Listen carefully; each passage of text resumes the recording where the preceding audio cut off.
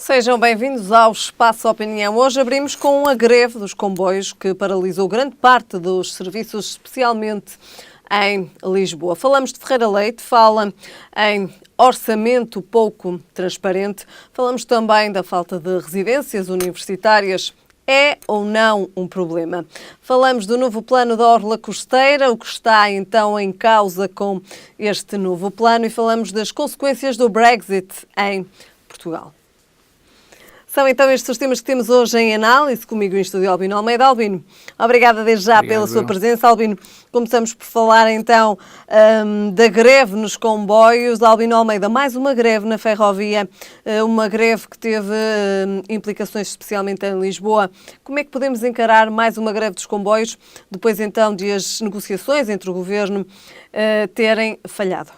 Bem, boa tarde a todas e a todos.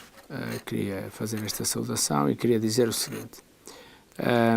Eu já o disse aqui em relação a outras greves que, a despeito do orçamento estar aprovado agora na Generalidade, estas greves ainda têm como objetivo tentar que, na especialidade, alguns ganhos de causa possam existir. Aquilo que eu ouvi dizer aos trabalhadores e ao Secretário de Estado dos Transportes, de facto, faz pensar que não há condições para dar tudo a todos ao mesmo tempo. Por isso, esta greve, apesar do seu impacto forte, não trará nenhum resultado, do meu ponto de vista, como ficou patente pelas declarações do Estado, para os grevistas e, portanto, se calhar estamos de novo a assistir a greves com um fortíssimo cariz político. Não direi partidário, mas direi político. Político no sentido em que as pessoas acham que este será o caminho para conseguirem adicionalmente alguns ganhos na divisão do orçamento. Eu creio que isso não vai acontecer. A verdade é que há graves problemas na ferrovia. Já também aqui falámos e abordámos esta questão diversas vezes. Há também a possibilidade de um protocolo entre a CP e a Renfe. Bom, eu direi que um protocolo entre a CP e a Renfe significa que a Renfe vai procurar, digo eu, é o lógico e o correto, aquilo que são os serviços mais fáceis de prestar, ou aquilo que tem melhores condições para prestar um bom serviço. E, portanto, direi que o que está em cima da mesa, sempre que uma entidade estrangeira, qualquer que seja, vem prestar um serviço que era suposto ser prestado na totalidade por uma entidade portuguesa, isso significa que a entidade portuguesa pode ficar ainda pior do que o que está. Sendo certo que o que importa aqui defender, quando estamos a falar da Renfe, é efetivamente suprir as falhas que temos percebido no serviço público da CP. Faz sentido este protocolo? Faz sentido esta parceria? Assim lhe podemos chamar? Bem, Portugal tem um plano que em 23 trará até nós a totalidade, digamos assim, dos comboios. Isto é, Portugal atrasou-se na renovação dos comboios e, portanto, é neste momento uma situação dramática de comboios em fim de vida útil. E, portanto, fez uma encomenda de vários comboios. Aliás, eu já há dias tive a oportunidade de viajar num dos novos, mas eles vão chegar até 23 e, portanto, até 2023 as pessoas não podem ficar sem transporte e, por isso, desse ponto de vista, se calhar, a CP não tem alternativas do que fazer uma aproximação ao vizinho do lado, que em muitas áreas poderá circular tranquilamente em Portugal. O que, de facto, também já não chegam a tempo nessa perspectiva do plano da ferrovia para 2020. Pois, a questão que eu digo é, seguramente o atraso que nós temos nisto é semelhante a vários atrasos que tivemos durante a ditadura e que em 74 tínhamos um país muito atrasado em relação aos países com os quais devia comparar. Fomos resolvendo alguns desses déficits, mas o déficit da aposta no caminho do ferro é muito antigo, não se percebe muito bem porquê, mas a verdade é que é antigo e por isso, neste momento, porque há muitos utentes, há uma procura, aliás, alargada que tem a ver com o turismo, não há outra condição que não seja a de prover da melhor forma que os serviços se prestem aos cidadãos. Albino Almeida, houve uma grande falta de investimento ao longo destes últimos anos na ferrovia em Portugal? Houve certamente que sim. O próprio Ministro já veio dizer que há um atraso de 20 anos em relação ao que deveria ser. Por isso está bem a dimensão do problema com que estamos confrontados. Seja como for, está a ser renovada toda a linha norte, especialmente no troço que apanha Vila Nova de Gaia, que é entre Espinho e Campanhã. Estão, como disse, a ser construídas novas unidades E, portanto, de alguma maneira, eu diria que a melhor forma de recuperar o tempo perdido é não perder mais tempo nenhum. E, nesse sentido, eu acho que as coisas estão a acontecer. Tenho informações seguras que estão a acontecer. Quanto ao serviço, isso só pode acontecer se houver um prestador. A CP, como já concluímos, tem os comboios no estado em que tem também, digamos, uma procura crescente, portanto tem cada vez mais pessoas a querer andar de comboio e, portanto, os problemas que já tinha subitamente adensaram-se, tornaram-se mais complexos e mais difíceis de resolver e, portanto, parece-me que o caminho que está a ser encontrado é o caminho de enquanto se faz uma alteração estrutural na empresa, nomeadamente na contratação de novos meios de transporte, em paralelo tem que se responder às necessidades das pessoas e por isso esse é o caminho. Com este aumento da procura é também necessário, para além daqui também dos próprios veículos serem necessários para então se modernizarem, é também preciso modernizar as infraestruturas, Albino Almeida. É verdade, e isso é o que está a acontecer com a linha do Norte, por isso eu diria que em matéria de linha do Norte está a acontecer essa mudança em termos de infraestruturas. É preciso alargá-la também a todo o país. É preciso alargar a todo o país e, portanto, isso é quer dizer, isto é nós olhamos no tempo de Cavaco Silva, por isso já lá vão 18 anos, como se recorda, a prioridade foi toda para o asfalto e para as estradas. E, de facto, o país nessa altura estava mal. E eu creio foi que, quando se pensou no carro, deixou de se pensar na ferrovia. E a ferrovia, agora, está aí numa situação que precisa de muitos anos para ficar comparável ou poder comparar com os países da Europa, onde ela é muito importante, mas aqui em Portugal não era, efetivamente. Ou não é olhada dessa forma? Nunca foi olhada dessa forma. Albino Almeida, o que é que estas greves sucessivas, e podemos dizer que são sucessivas porque ao longo do ano de 2018 temos assistido a várias greves no CP, o que é que estas greves representam? Bom, já falámos dos números, é uma greve que há pouco tal também como referi. Eu acredito que ela representa insatisfações, como greves, representam insatisfações dos trabalhadores com o rendimento que oferem. Isto para mim é claro, não é? Pronto. E podendo também, em alguns casos, ainda que marginalmente, ter a ver com o desinvestimento global que houve na ferrovia. Mas eu tenho bem consciência de que se fizessem, quando isto começou a ser um comboio, 2 comboios, 3 comboios, quando isto começou, se tivessem feito a pressão sobre os governos que estão a fazer agora, nós não estaríamos nesta situação. E eu percebo que a façam agora porque há eleições para o ano. Acha que é nesse sentido? Sem dúvida nenhuma. Nós não nascemos todos ontem e percebemos que aquilo que falta na ferrovia não falta lá hoje. Não é? Nas estruturas não falta lá hoje, já vinha a faltar há muito tempo. Nós já ouvimos falar da reconstrução ou da melhoria ou da remodelação da linha do Norte há quanto tempo? E, no entanto, ela vai-se fazendo, mas quase nem se vê. E o que estamos perante, digamos, a necessidade é de dinamizar toda esta modernização, porque temos a pressão da procura. Em Gaia começou também este ano essa modernização, precisamente. Deu-se o arranque este ano. Certo, das obras na estação de Era General também Torres. Necessária? Era, porque aquela estação é muito grande. Para já, está na Avenida de Gaia. Em segundo lugar, faz uma espécie de interface com os autocarros, com tudo o que mexe ali à volta de Gaia. Portanto, eu diria que ambas as coisas fazem necessidade, de facto. Não é? Por isso, muito bem. Quer a renovação da linha, quer a renovação da frota, quer as respostas novas que têm que ser encontradas porque a procura aumentou muito. Muito bem. Albino Almeida, depois então de termos aqui analisado a greve dos comboios então durante o dia de hoje, depois então de não se ter conseguido chegar a um acordo com o Governo, falamos agora do Orçamento para 2019, sim. Um orçamento então que foi aprovado na generalidade, mas que merece críticas, nomeadamente aqui também falamos do caso específico de Manuela Ferreira Leite, que fala em um orçamento pouco transparente. Albino Almeida, antes de mais, antes de passarmos aqui também para estas palavras e pegarmos então aqui nas críticas de Ferreira Leite, pergunto-lhe se de facto este desfecho era o esperado, que de facto o Orçamento de Estado para 2019 fosse aprovado. Eu, honestamente, nunca pus em dúvida que isso pudesse ser assim. Ele é uma linha de continuidade, já falámos aqui no anterior programa, ou seja, procura devolver rendimento às pessoas e agora, é a minha modesta opinião, mas é o que eu vejo no Orçamento de Estado, faz uma espécie de, à medida que o país recupera, vai distribuindo o melhor por todos. Já não os cortes, já não, enfim, vai distribuindo o melhor que tem por todos. Uns acham que deviam ser mais generosamente digamos, olhadas as empresas. Outros acham, e é o caso da direita, outros acham que devíamos ir mais longe na recuperação dos salários, dos direitos dos trabalhadores, e essa é a esquerda. O Governo acha que todos têm direito a beneficiar do orçamento, porque todos contribuem para o orçamento.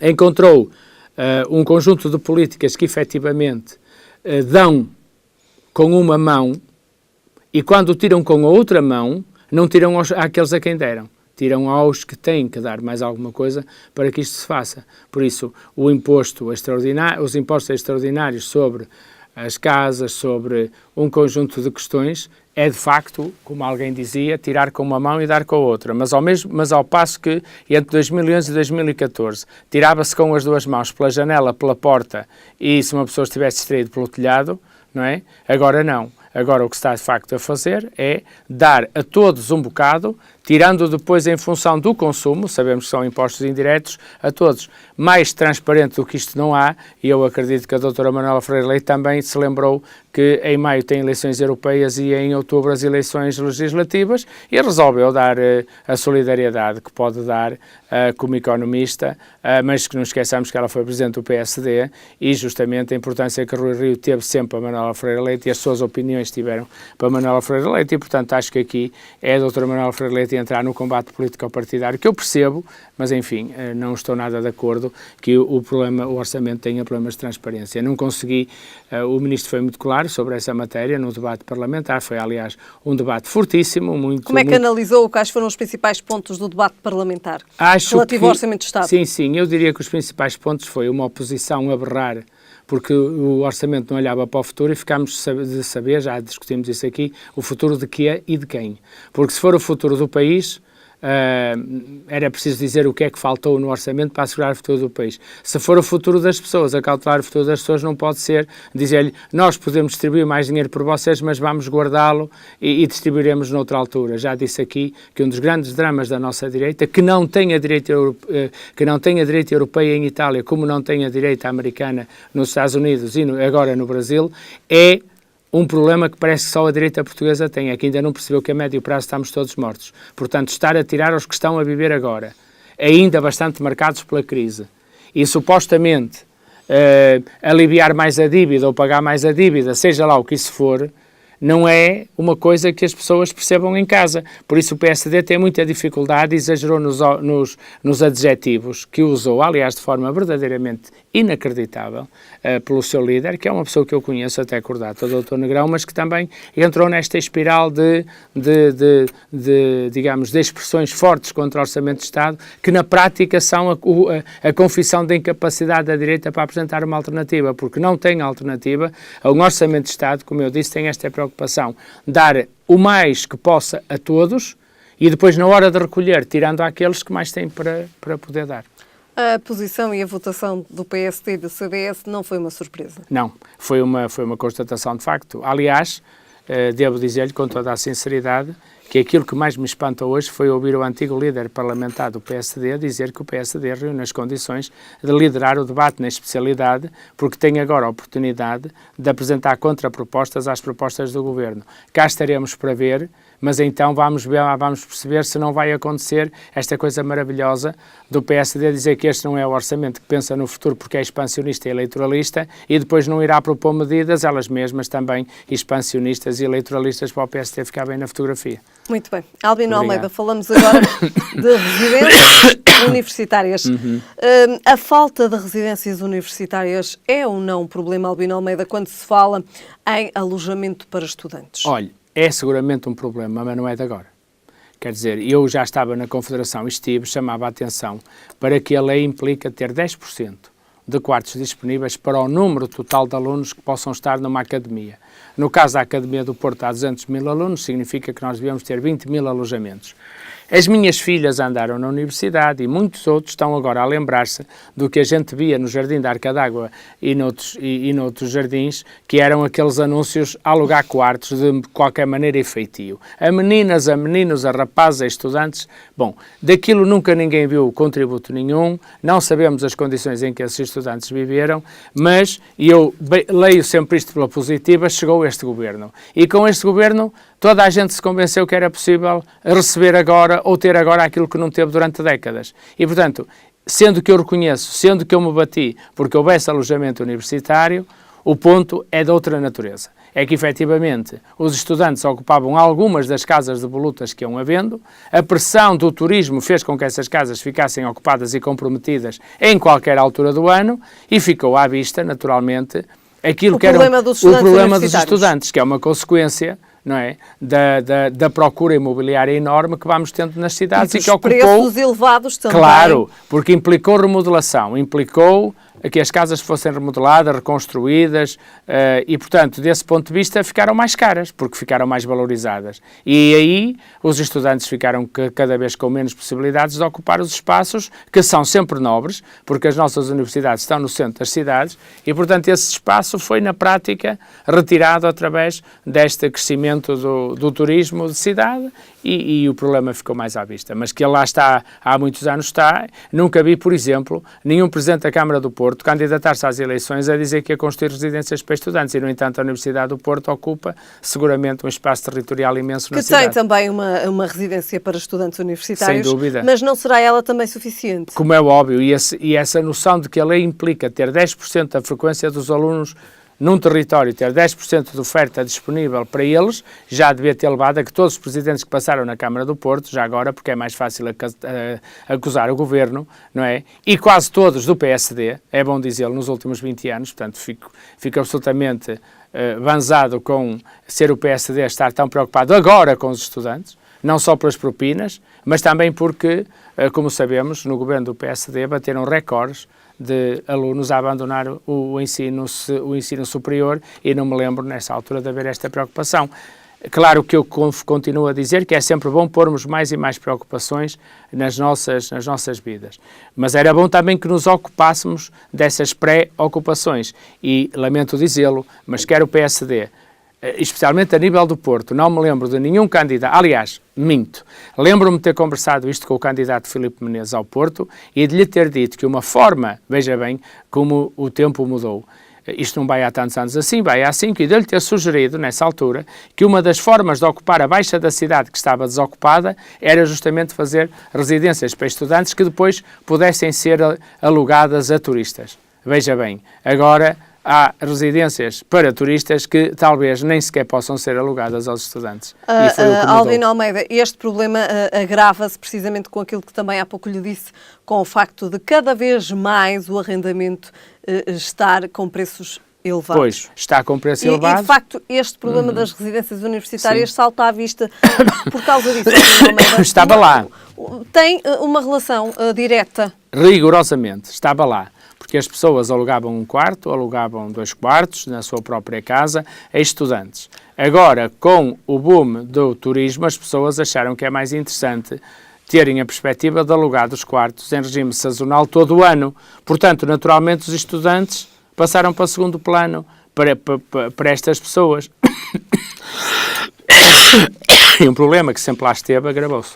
Muito bem. Albino Almeida, doutor, aqui a analisarmos as residências universitárias, se são ou não um problema, a falta de residências universitárias. Falamos agora do novo plano da Orla Costeira e, de facto, vemos aqui o que é que está em causa. Albino Almeida, que este novo plano da Orla Costeira, e podemos falar especificamente quer da cidade de Gaia, quer da cidade do Porto, e quando falamos da cidade do Porto, salta à vista o edifício transparente, de facto está aqui em causa todos os, digamos assim, edifícios que estejam junto da Orla Costeira, edifícios e também casas. Bom, a primeira coisa que está aqui em causa é a mudança climatérica. Em Gaia praticamente todos os invernos, temos que mexer no passadiço da orla marítima, porque o mar e o rigor de dias de inverno, que nem sequer é inverno, como vê, nós temos dias em que pode chover o dia todo com grande intensidade e depois no dia a seguir está sol, como se não tivesse acontecido nada. Portanto, esta natureza, que está tão imprevisível como nunca, ou por outra, está mais imprevisível do que nunca, está diretamente ligada à necessidade de se olhar com atenção para o que temos na orla na orla litoral, na orla marítima. Com o aumento do nível da água. A Helena quer que eu fale compreensivelmente de Gaia e do Porto, mas eu devo dizer-lhe que estão nas mesmas circunstâncias Esposende, Ovar, Esmoriz, Espinho, que no caso em concreto Espinho pertence à área metropolitana do Porto. Mas para lhe dizer o quê? Para lhe dizer que hoje o IPMA reúne um conjunto de informações que faz compreender qual vai ser a evolução do clima e, dentro dessa evolução, perceber o que é que vai acontecer àquilo a que chamamos a erosão da costa em todos os invernos. Ora, se os invernos se agravam, não no sentido da sua duração, mas no sentido da sua intensidade, que pode ser 2 dias ou 3, tal como os incêndios, nós temos que tomar medidas preventivas desses dias que podem ser catastróficos. E, portanto, quando eu hoje está implícito neste novo plano de orla costeira. Exatamente. Eu não sei se foi intencional, mas se a ideia foi criar alarme social com a notícia, para que todas as pessoas vão à discussão pública que começa hoje e vai durar 2 meses, portanto, há 2 meses para que as pessoas vão dizer o que é que acham sobre cada realidade e só depois é que será feito o plano, eu acho que valeu a pena porque assustar já conseguiu. Mas há edifícios que estão em risco de ser demolidos. Albino Almeida, tal como há pouco também referiu o edifício transparente, estarão aqui ou não em risco? Eu só admito que possam ser demolidos edifícios que se conheça à partida, e isso tem que ser muito claro no final destes 2 meses de discussão pública e depois nas conclusões, edifícios sobre os quais não haja nenhuma condição de assegurarmos que não perecerão no caso de uma catástrofe. E eu tenho dúvidas que, pelo que vejo por essa Europa fora, com casas, com carros, com casas, com pontes a irem à frente das águas, eu tenho muitas dúvidas, como acho que toda a gente tem, de acreditar que o edifício transparente se vai manter ali só porque sim, só porque nós gostamos muito dele. Não acredito nisso. Portanto, o que tem que ficar muito claro é saber se nós, perante condições climatéricas mais adversas, temos ali edifícios que resistem à intempérie ou não. Porque se não resistirem, nós temos um problema, temos 2 problemas. Neste momento, não queremos prevenir e depois vamos remediar. E muitas vezes remediamos com vidas que se perderam dentro desses edifícios. É o que está em causa, Albino. É o que está em causa seguramente, senão não entenderia que aqui, podendo ter havido uma fuga de informação relativamente ao plano, essa fuga de informação não tenha sido pensada, como muitas vezes que é ninguém vai ligar nada a isto, vai estar 2 meses em discussão pública, quando formos agir, as pessoas vão dizer que foram surpreendidas. E, portanto, foi necessário lançar um debate público, que é o que vai acontecer a partir de hoje, e as pessoas hoje, com o susto que apanharam, seguramente vão querer saber onde é que podem dar contributos para o debate público, seja nas suas câmaras, seja nas juntas de freguesia, seja nas capitanias do Porto, seja onde for, vão querer certamente dar o seu contributo e vão olhar com olhos de ver para a realidade que ele está. E para tudo aquilo que está, então, junto a esta orla costeira, e olhar com olhos, ou não vir exatamente, e olhar com olhos de ver, como ensinava Saramago, se puderes ver e se vires, observa, implica observar e ter a certeza absoluta que dentro de um quadro negativo de intempérie, estes edifícios, estes bares de praia e estes caminhos, estas paliçadas que nós temos, aguentam ou não. Se não aguentarem, é preciso fazer alguma coisa. Eu penso que é por aí que vamos. Muito bem.